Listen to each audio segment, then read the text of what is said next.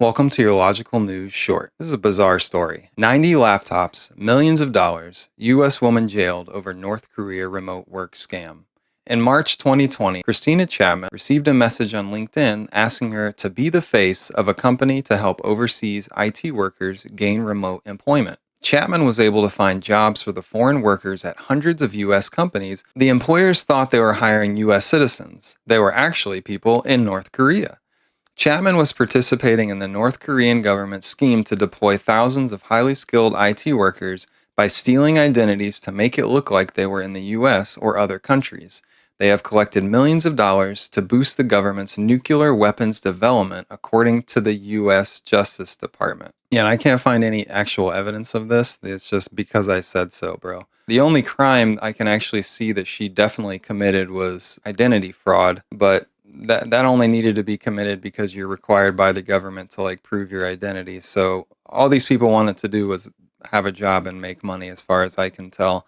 And there's no evidence that they were supporting Korea's nuclear weapons program. But even if there were, the people that are saying that she was supporting this and helping terrorism, these are the same people that have supported terrorists for 100 years. So just a brief history of our government supporting terrorism. During the Soviet-Afghan War, the U.S., through Operation Cyclone, provided support, including weapons and training, to the Mujahideen, a group of Afghan anti-Soviet rebels, including bin Laden, who later built the Khost tunnel complex with funding from the CIA, where he would later train more fighters. The Taliban later emerged as a powerful group from the Mujahideen ranks. Also, there's the Iran-Contra affair in the 1980s. This involved the U.S. selling arms to Iran, who we really don't want to have nuclear weapons either, right? Oh, but we're going to give them weapons. Okay. Profits from these arms sales were then illegally diverted to fund the Contras, a right-wing paramilitary group fighting against the Sandinistas government in Nicaragua, a literal terrorist group that we funded and also trained, because you can find that the CIA gave them pamphlets to teach them how to terrorize the population, how to murder people publicly and terrify people and control them with fear. This is when Biden pulled out of Afghanistan.